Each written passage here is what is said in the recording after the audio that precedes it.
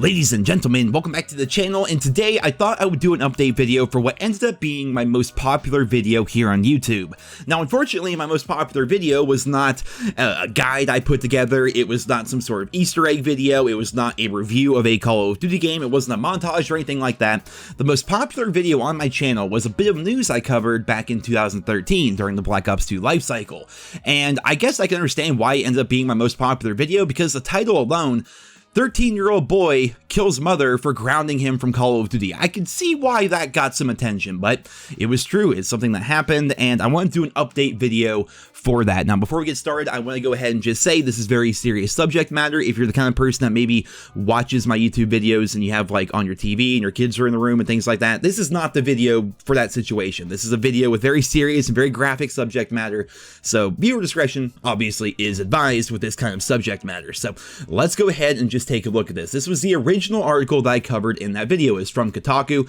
Call of Duty blamed as boy admits killing mom with birthday gift rifle. If we scroll down here, an Iowa boy says he killed and attempted to rape his mother after she took away Call of Duty. That's according to the 911 call 14-year-old Noah Crooks of Osage, is that how you pronounce it? That's what I'm gonna call it, Iowa, placed on March 24th, 2012, the night that he shot his mother 20 times. It was played in court this week when his trial began. His mother, Gretchen Crooks, had confiscated his video game about 3 hours before she was shot to death, an act believed to spark the fit of rage that led to her killing. It was the first homicide reported in that town since 1898. Now, there are other websites we can go to here to kind of get more of a deep dive into the backstory of what was actually happening here. This is a website called Case Law, and here we can see the state of Iowa versus Noah Riley Crooks. And again, what we read here is pretty intense, but allow me just to go ahead and let you guys hear what happened. So, on the evening of March 24th, 2012, Noah Crooks was at home with his mother, Gretchen Crooks. Noah was 13 years old and an 8th grader at Osage Middle School. He had no prior criminal record. The Crooks lived in rural Osage in Mitchell County. Gretchen worked as a nurse in Mercy Hospital in Mason City and was studying to get her master's degree at the University of Iowa. Noah's father, William Crooks, worked at Cargill Kitchen Solutions in Mason City. William and Gretchen had been married for 17 years. William was at a work-related party away from home the evening that Noah loaded a .22 caliber rifle upstairs. Noah took the loaded rifle downstairs and saw his mother in the kitchen facing away from him. She was making dinner for him. Noah later told a child psychiatrist that he could not shoot her in that moment because it would not be honorable to shoot his mother in the back. Noah returned upstairs until his mother called up to say that his dinner was ready. He returned downstairs with the rifle and this time found his mother sitting in the living room sofa studying her coursework. Noah shot her 22 times, killing her.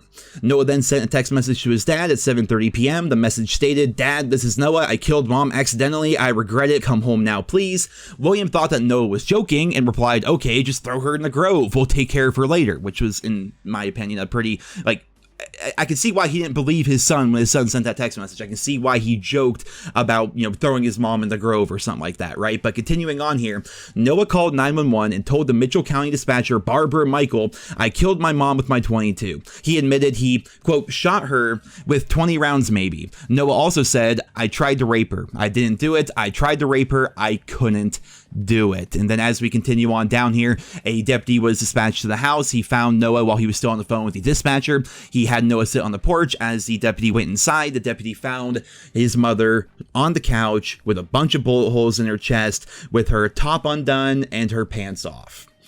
All because Noah was grounded from Call of Duty. And yeah, I think we've read enough into that. I mean, I feel disgusting even saying any of this. It's actually fucking gross.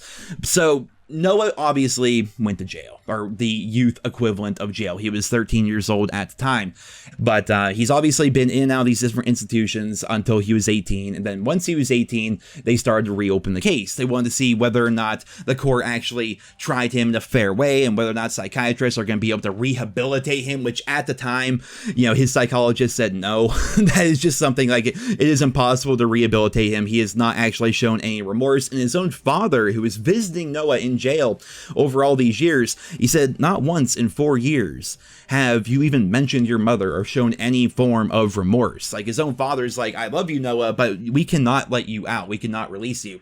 And in 2018, when Noah was 19 years old, the Iowa Supreme Court upheld his 50-year sentence. Now, it's pretty crazy to me that only 50 years was given to this kid, because it's pretty clear what happened here, right? Again, I felt disgusting reading any of that, and I'm sure you guys were cringing at having to hear it.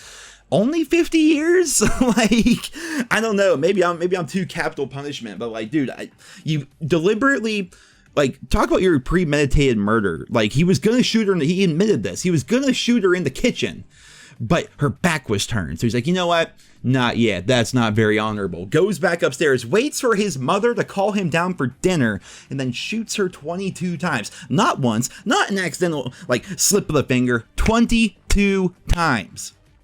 How absurd is that?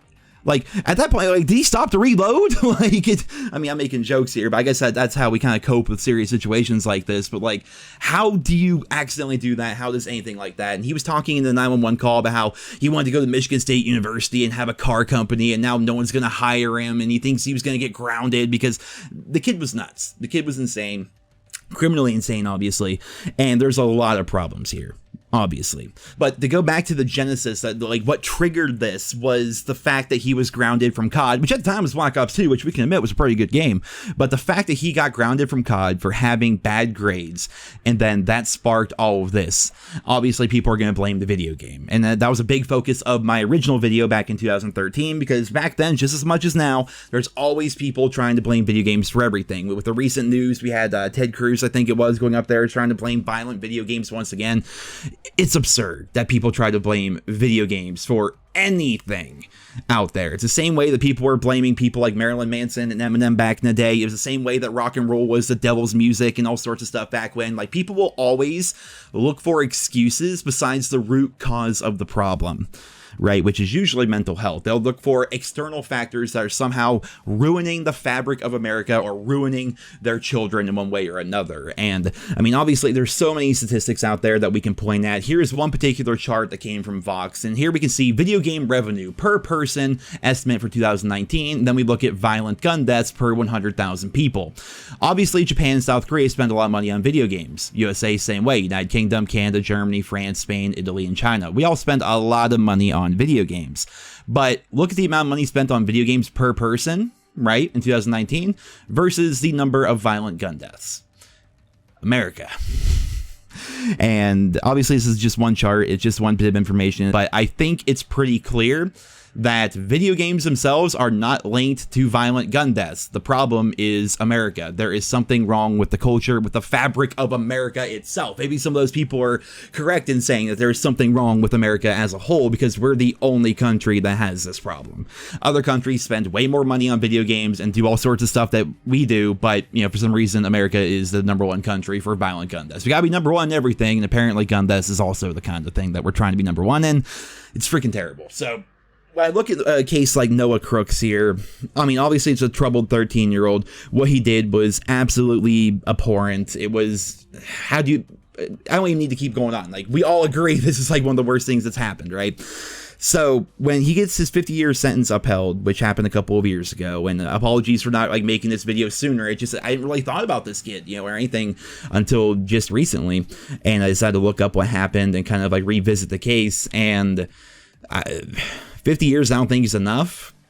And what else do you do in a situation like this? Like, what else do you do? And the problem is, like, this happened back in 2013. We see stuff like this all the time. Maybe not something as personal and as graphic as this here, but we continue to see problems in the United States in particular every single year. It's getting to the point now where stuff like this isn't even news, you know. And to get a bit more graphic here, like, you know, remember back when Columbine was like a national tragedy, like it was the biggest news ever? We have a new Columbine like every week, it seems. It's just something that happens, and it's horrible. And what's the solution? I don't know, because I'm actually a pro-gun person. You know, I own several guns. I don't think that guns are necessarily the problem. I think mental health is the problem, and I think there's a systemic problem with the United States where mental health, it goes unchecked. I think that it goes undiagnosed, and I think that it's something that has been festering and has become such a problem in this country as a whole.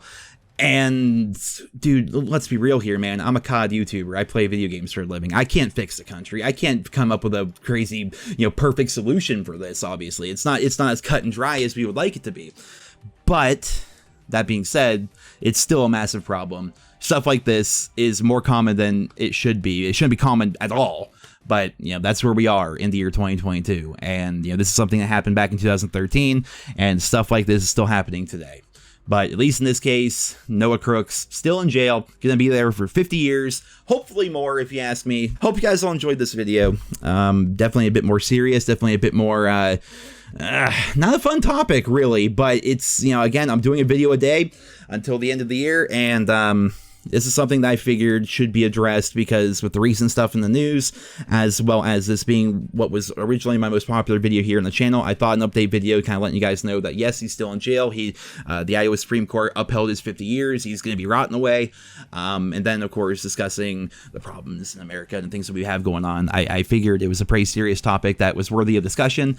And yeah, hopefully tomorrow's video will be something a bit less serious and a bit more fun.